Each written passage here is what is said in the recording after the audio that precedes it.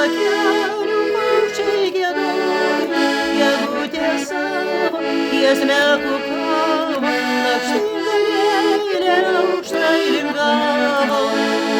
Vieniša lieka medų brasoj, o jo žieduose bitės raudoja. Jei tik galėčiau, jei tik mokyčiau, pievoj su paukščiais ir aš čiulbėčiau.